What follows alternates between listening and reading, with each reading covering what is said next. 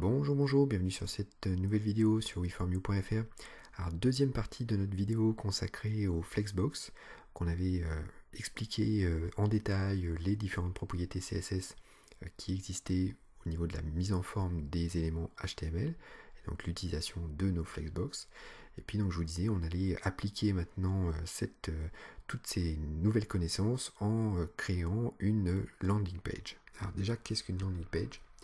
Ça pas mal d'expliquer, donc on va prendre une petite définition. Donc une landing page, c'est une page d'atterrissage qui a pour but finalement de demander au visiteur une action, donc, que ce soit de cliquer sur un bouton, que ce soit de remplir un formulaire, de télécharger un document, ou en tout cas donc voilà, d'amener le visiteur à réaliser une action sur notre page. Donc c'est parti, alors on va fermer un petit peu tout ça, donc je vais fermer le fichier explication.html, je vais fermer la documentation des Flexbox, je vais fermer aussi, mon Google Chrome, voilà, je vais créer un nouveau fichier dans le dossier Flexbox, donc on va créer un nouveau fichier, donc document texte, que je vais renommer complètement en enlevant le .txt, donc je vais l'appeler landing.html, voilà. Oui. Dans la partie CSS, je vais aller créer un petit fichier cette fois-ci, donc un nouveau document texte qui va s'appeler style.css. Très bien. Oui. Et je vais aller préparer aussi le petit dossier image, où je reviens un petit cran en arrière. Je vais rapatrier des petites photos que je suis allé chercher. Hop, donc voilà, donc je vais ramener le fond dans le dossier IMG et je vais prendre le logo de WeFormYou dans le dossier IMG aussi. Donc j'ai un fond en brique qui est une photo libre de droit que j'ai trouvé sur internet, et on a un autre petit logo qui vont nous permettre de créer notre landing page.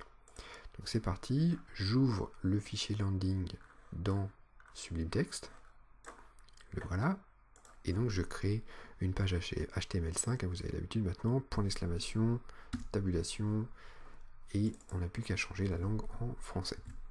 Je vais ouvrir aussi mon fichier CSS, donc style.css, je le glisse aussi dans la partie Sublime Text. Voilà, comme ça j'ai deux fichiers ouverts. Je vais ouvrir aussi la page landing.html, donc je fais deux clics dessus, elle s'ouvre de l'autre côté sur un autre écran, hop, la revoilà. Je vais la mettre sur le côté droite, voilà. Voilà, je vais activer aussi donc la partie live reload complètement automatique, puisque si j'écris un petit bonjour dans ma page, je ne vois pas tout de suite ce qui s'est passé dans la page. Donc c'est parti, donc préférences, package settings, live reload. Je vais réactiver le plugin, hop, et je réactive le plugin, et je n'oublie pas d'activer les petites flèches là dans Chrome. Voilà, donc si jamais j'écris un petit bonjour maintenant, hop, que j'enregistre, j'ai bien mon bonjour qui s'affiche dans la page tout de suite. Très bien. Alors ensuite, je vais créer donc un lien entre mon fichier HTML et mon fichier style.css. Donc dans la partie head du fichier HTML, je crée donc un lien, link, je fais tabulation, ça m'écrit que c'est une relation de type stylesheet, donc feuille de style, c'est très bien, c'est parfait.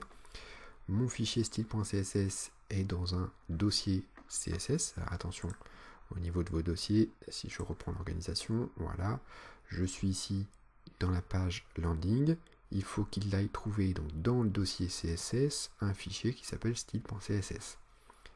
Donc je vais créer donc le lien qui va être donc css slash style.css.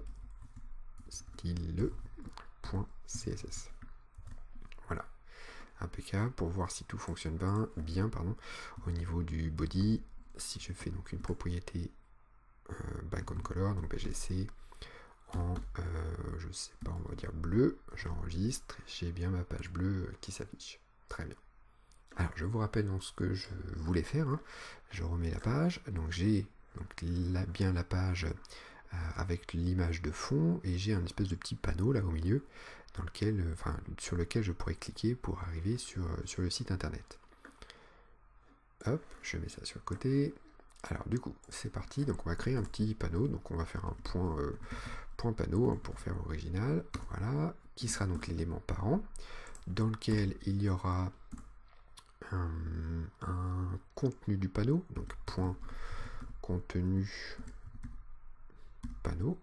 Alors, je crée deux éléments, vous allez voir pourquoi, parce que ce sera une question de mise en forme. En fait, le panneau, si je retourne sur la page, donc le panneau va me créer en fait le fond bleu, d'accord, donc vraiment le bleu à l'extérieur, et le contenu du panneau finalement va me créer voilà, cette petite bordure blanche qui sera donc à l'intérieur finalement du panneau. C'est reparti. Donc j'ai mon contenu panneau dans lequel j'aurai une image qui est IMG qui aura pour source donc le logo WeFormYou. Je reprends l'organisation des dossiers, donc je retourne un petit cran en arrière, voilà, j'ai ma page landing, dans le dossier IMG j'ai un fichier qui s'appelle logo WeFormYou.png, voilà, donc c'est parti, il faut lui dire qu'il aille dans le dossier IMG pour trouver le logo WeFormYou.png. J'enregistre et j'ai bien mon logo qui s'affiche, il est un peu gigantesque par contre, mais ça marche. J'oublie pas le texte alternatif qui va être donc le logo WeFormYou. Alors on va essayer de rétrécir un petit peu ce logo là parce que c'est un peu trop gros. Donc on va travailler sur l'image, donc IMG. On va lui mettre par exemple un max-width, une largeur maximum de 80 pixels. Voilà, du coup le petit logo est quand même un petit peu plus sympa. Même 80 c'est un peu gros, on va faire 70, allez 70 c'est pas mal. Très bien. Ensuite, après l'image, j'aurai un titre, H1, donc un grand titre, qui va être donc weformyou.fr, le nom du site. Voilà. Et puis après mon grand titre, j'aurai un sous-titre, H2, voir nos nouvelles vidéos. Voilà. Alors, par contre, je vais enlever le bleu là qui me pique un peu les yeux depuis tout à l'heure. Donc, on va mettre rien du tout pour l'instant d'ailleurs, puisque ça ne sera pas un background color. On va faire donc notre photo en fond. Donc, on va aller faire un background-image. Voilà. Qui doit avoir donc une URL pour dire où se situe la photo. Donc notre photo, alors attention, là ça devient compliqué au niveau des dossiers. On est en ce moment dans le fichier style.css. Donc si je retourne au niveau de mes petits dossiers, hop, voilà, on est ici. Donc on est dans le dossier CSS, on est dans ce fichier-là, dans style.css.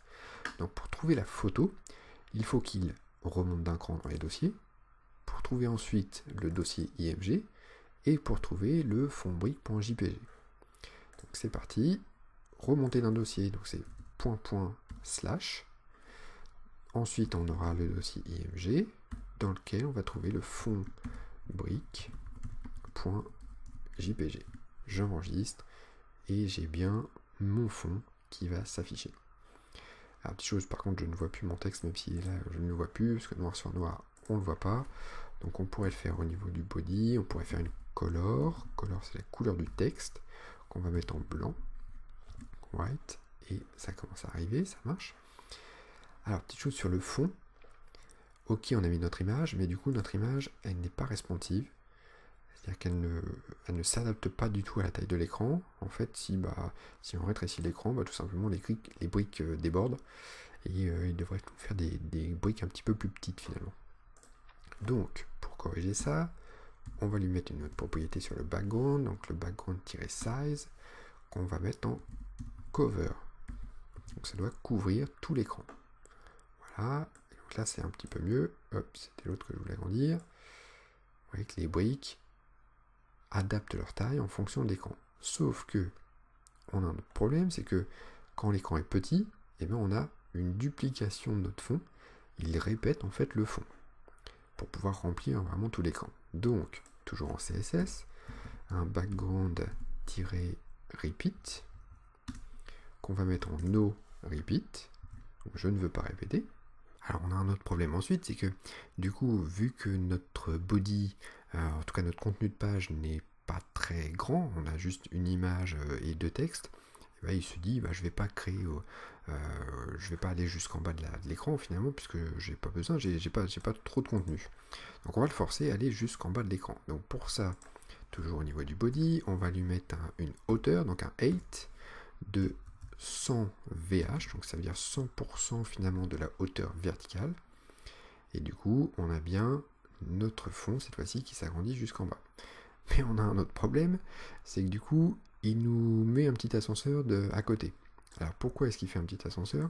Parce que par défaut, et donc ça faut le savoir, que ce soit Google Chrome ou Mozilla, en fait par défaut, si vous ne précisez pas, le body a une marge. Donc je ne sais plus d'ailleurs combien de marge par défaut il a. On va aller voir si on y venait au niveau du body. Voilà, il a un margin de 8 pixels. Donc le User Agent Style Sheet. J'ai fait clic droit, inspecter, ça m'ouvre l'inspecteur. Je clique sur body et donc je vois les propriétés CSS qui sont actives sur body. Quand je vois que c'est le User Agent, donc User Agent ça désigne le navigateur en lui-même, donc Google Chrome ici, me fait une marge par défaut de 8 pixels. Or, moi j'ai dit que la hauteur du body c'était 100% de la hauteur verticale, plus les 8 pixels de marge, en haut ou en bas, et bien du coup ça déborde en fait, ça fait plus que 100% finalement, ça fait 100% et 8 pixels en plus. Donc du coup il crée un petit ascenseur, ce qui fait un petit peu moche. Donc on va enlever les marges par défaut. Donc au niveau du body, dans notre style à nous, on va dire que le margin a une valeur de 0. J'enregistre ça et ça m'enlève mon petit ascenseur puisque du coup là j'ai réellement 100% de hauteur verticale et pas plus. Alors on continue. Donc notre fond cette fois-ci est, je pense, bien adapté. Oui, il est bien adapté. Alors par contre, petite chose quand même, j'ai au milieu de la photo une petite lueur blanche, les briques sont un petit peu plus blanches au milieu, et je crois que la photo est peut-être alignée en haut à gauche de l'écran, donc on voit pas forcément le milieu de la photo. Donc pour positionner le milieu de la photo, on va faire un background-position, le voilà, qu'on va mettre en centré, donc ça c'est l'alignement horizontal, espace center aussi, ça c'est l'alignement vertical. Donc ça me positionne la photo par rapport à l'écran. J'enregistre tout ça, et vous voyez que ma photo c'est un petit peu déplacée, et du coup j'ai bien l'aspect lumineux de la photo qui était au milieu de la photo, et je le place par rapport au milieu de l'écran en fait. Voilà, donc là le fond est parfait. Je vais pouvoir m'intéresser maintenant au panneau, donc on va le mettre entre les deux par exemple. On avait appelé ça une classe panneau, donc point panneau. J'ouvre les accolades. Alors le panneau, on va lui mettre une couleur de fond, donc BGC encore, background color. Alors j'ai noté une couleur donc en RGBA, rouge, vert, bleu, et A ça va être donc l'opacité de notre fond. Donc ce sont des chiffres entre 0 et 255, donc j'avais noté un chiffre, donc c'était du 41,56,77, et donc on a fait un petit peu de transparence, donc 0,95 de transparence. J'enregistre ça, et du coup j'ai un petit panneau bleu ici. Voilà, hop, j'ai enlevé une virgule malencontreusement. Hop, et voilà, quelque chose comme ça. Alors par défaut, du coup, ce panneau-là va prendre toute la largeur, et donc je voudrais qu'il soit centré dans l'écran. Donc c'est là où va arriver les flexbox. Au niveau du body, on va lui dire que c'est un display flex. Comme ça, tous les éléments enfants du body seront des flexbox. On a bien un autre comportement qui va se créer. Ensuite, je vais lui dire que l'axe principal, c'est donc un flex direction en ligne, donc gros. Alors, petite chose, je le précise, c'est vraiment pour l'exemple, pour vous expliquer, puisqu'on avait dit que ça, flex direction gros, c'est par défaut en fait, puisque dès que je fais un display flex, on est en ligne. Si je fais du coup un justify content en center, ça me fait un centré horizontal, ça marche. Et si je fais un align items en 2.center, ça va me faire un centré vertical du coup. Et du coup, j'ai mon petit panneau qui commence à se centrer verticalement dans la page. Impeccable. Au niveau du panneau en lui-même, on avait à l'intérieur du panneau, un élément qui s'appelait le contenu du panneau. Donc le contenu du panneau doit avoir des éléments enfants, donc que ce soit l'image, le H1 ou le H2, qui va être aussi aligné. Donc c'est parti, on retourne à la partie style, on va travailler sur le point contenu panneau, voilà, qu'on va mettre du coup en display flex. J'enregistre ça, alors du coup ça me fait un truc vraiment très bizarre, ça essaye de mettre les éléments en ligne, puisque c'est un flex direction ligne par défaut, tiens d'ailleurs je vais l'enlever, qu'on voit que ça fait exactement la même chose. Le flex direction en ligne, et par contre, donc, je voudrais mon image au-dessus de mon texte, au-dessus de l'autre texte. Donc là, il va falloir que je change le flex direction, que je le mette en colonne. Voilà. Et donc, on retrouve nos éléments les uns en dessous des autres. Au niveau du align items, on va le mettre en center. Du coup, ça va nous centrer horizontalement. Et pour la verticale, ce qui serait bien, ça serait que ça écarte de façon équidistante tous nos éléments. Donc, alors je vais le mettre un petit peu avant. Donc c'est le justify content, puisque on est en type colonne. Donc le justify content va travailler sur la verticale. Et donc si je fais un space between, ou around plutôt, around ça va être mieux. Voilà, j'enregistre tout ça. Alors là, je vois que ça n'a pas vraiment réagi dans ma page. Pourquoi? Parce que en fait, pour l'instant, il doit y avoir des marges au niveau des titres. Donc, si je fais un clic droit sur mes titres, voilà, je vois quand je passe la petite flèche ici, si je passe sur mon titre, donc j'ai une marge par défaut au-dessus et en dessous de mon titre, de mon H1. J'ai un bord orange ici qui est la marge. Et sur le H2 aussi, voilà, j'ai une marge qui se fait toute seule en fait. Bon, ok, donc on corrigera ça un petit peu plus tard. Alors, le contenu du panneau, j'ai enlevé l'inspecteur. Le contenu du panneau, il aura une bordure blanche, bordure de points de 1 pixel de large, solide pour que ce soit un trait continu et blanc, white. Voilà. Et par contre, si je veux décoller le blanc, j'aurai donc une petite margin qui va être de, on va dire 15 pixels peut-être. Voilà, je commence à voir que ça m'a écarté finalement le bord blanc du bord bleu. Donc j'ai 15 pixels entre les deux ici, sur les chaque côté. Le texte pareil est collé au bord blanc, et donc il me faut un padding. Donc, le padding c'est la marge interne. Alors petite chose, je voudrais un padding plus gros à gauche et à droite que en haut et en bas. Donc on va faire d'abord le padding en haut et en bas, donc 20 pixels en haut et en bas. Et si je précise un deuxième chiffre, j'ai le padding à gauche et à droite, donc qui va être de 50 pixels par exemple. J'enregistre. Et donc on a notre panneau voilà, qui a 50 pixels à gauche et à droite de padding et 20 pixels en haut et en bas. On a l'impression que c'est un peu plus que 20 pixels, parce que je vous rappelle, il y a une marge sur le H2, là, sur le titre, qui est automatique. D'ailleurs, je vais l'annuler tout de suite. On va dire qu'au niveau du H2, donc le sous-titre, on va enlever la marge en bas, donc un margin-bottom, donc la marge en bas, on n'en veut pas, donc 0 de marge en bas. Et donc vous voyez tout de suite, mon texte se recolle un petit peu plus en bas. Ensuite, je vais aller télécharger des polices pour que les textes soient un petit peu plus sympas au niveau de l'écriture. Donc pour ça, on va aller sur un Google Font. Voilà, donc je vais sur le site Google Font qui va me proposer des tonnes et des tonnes de polices possibles. Alors j'avais noté 2 polices, donc il me faut la police Montserrat. Voilà, la voilà. Donc je clique sur le petit plus, ça me le met un petit peu dans mon panier, on va dire. Et il me faut une deuxième police qui sera la police Shadow. Voilà, Shadow into Light. Et donc je clique sur le petit plus encore. Alors il me dit donc j'ai deux familles de police sélectionnées, donc je clique dessus. J'ai du coup le lien en HTML qui s'affiche, donc qui me permet de télécharger la police au niveau de ma page. Je copie ce lien là, et donc ça c'est du HTML.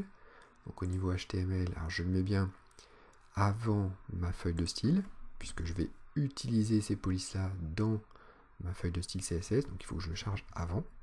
Donc je colle mon lien qui me charge mes polices, et je vais mettre donc mes petites propriétés CSS qui vont me permettre d'appliquer ces polices là.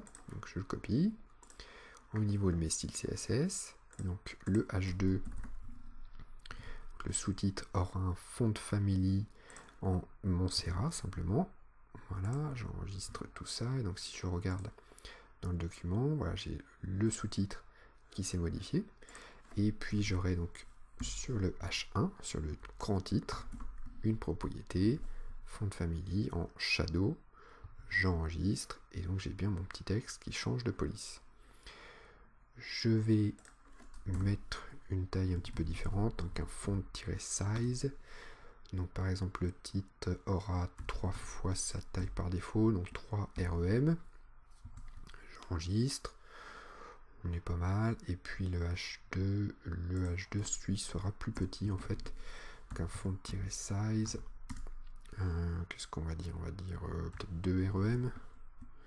On va essayer, j'enregistre 2, ça fait beaucoup. Donc on va faire 1.4. Voilà, c'est pas mal. Alors, par contre, je vois que la marge du titre est un peu embêtante. Surtout la marge en bas ici. Donc sur le H1, on va lui faire un margin-bottom beaucoup plus petit. Donc on va dire, je sais pas, 10 pixels peut-être. Voilà, j'enregistre, ça me recolle un petit peu mon titre avec mon sous-titre.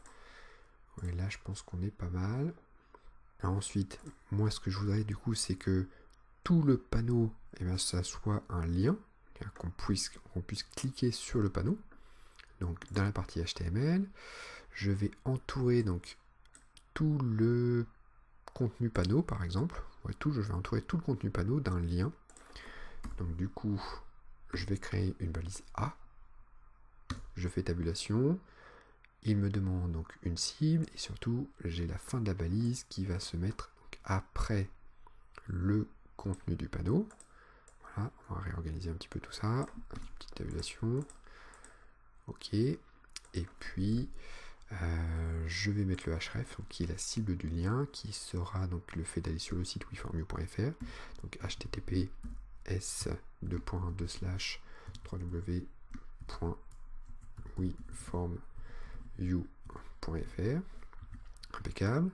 Alors, ça me change complètement mon aspect, puisque les textes deviennent bleus ici avec des soulignements. Ça fait un petit peu moche, mais on va corriger ça après. Ensuite, par contre, si jamais je clique sur le panneau, eh bien, ça veut dire que je vais perdre ma landing page. Si je clique dessus, je vais arriver, le voilà. Donc par contre, j'ai perdu ma landing page. Je suis obligé de revenir en arrière, ce qui est un peu embêtant. Donc au niveau du A, de la balise de lien, on va lui mettre une cible, target est égal à, alors c'est un peu bizarre comme code, mais c'est underscore blanc. Ça veut dire tu l'ouvres mais dans un autre onglet. Donc si maintenant je clique sur mon panneau, vous voyez que j'ai bien l'ouverture d'un nouvel onglet, et le site internet s'ouvre dans une autre page, et ça ne me perd pas ma page de démarrage, ma landing page. Ok, donc ensuite je vais changer un petit peu la couleur des liens là, qui est absolument horrible. Donc au niveau du style CSS, au niveau des A, de la balise A, je vais lui faire donc une color, on va le remettre en blanc, white, et je vais enlever le soulignement, donc un text-decoration en blanc aussi, white. Pardon, text-decoration en none. Je ne veux pas de soulignement. Je vais mettre blanc, mais non, on n'en veut pas du tout, carrément. Voilà, donc là, impeccable. Si je passe dessus, donc j'ai bien le système des liens qui s'affiche, puisque j'ai le petit index là qui s'affiche. Et donc si je clique dessus, ça m'ouvre bien le site weformview.fr. Très bien.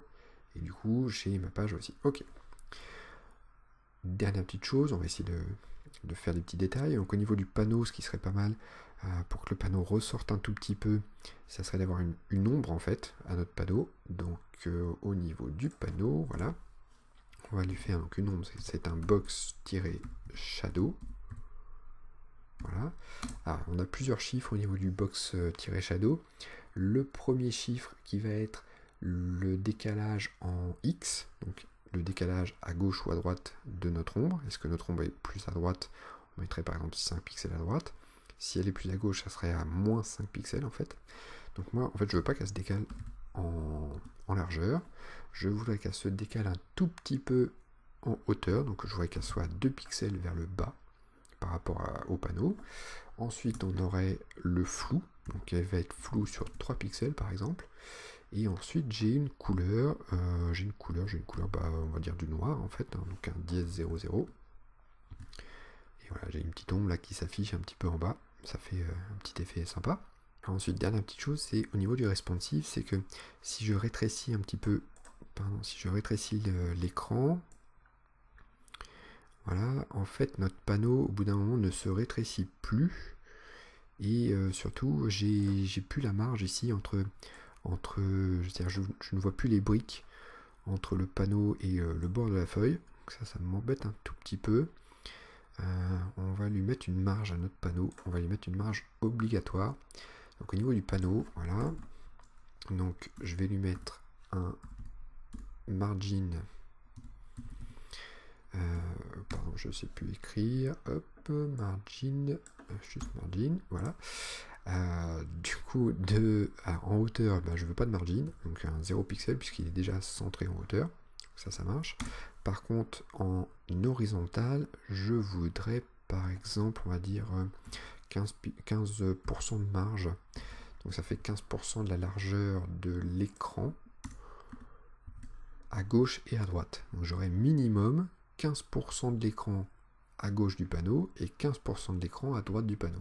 Voilà, donc si j'enregistre tout ça et que je rétrécis maintenant mon écran, et je vais avoir un petit peu plus de marge à gauche et à droite. Vous voyez ici, par exemple là j'ai 15% de la marge. Alors forcément, si vous rétrécissez énormément, ça va plus aller puisque votre texte il n'est pas responsive, il ne peut pas le rétrécir. Donc au bout d'un moment, forcément, on sera bloqué, mais imaginez-vous bien que de toute façon, on ne pourra pas avoir un écran si peu large que ça. Voilà, donc on va s'arrêter là pour le système des Flexbox, pour l'explication des systèmes des Flexbox. J'espère que vous avez appris beaucoup de choses sur la mise en page des éléments HTML grâce donc aux Flexbox.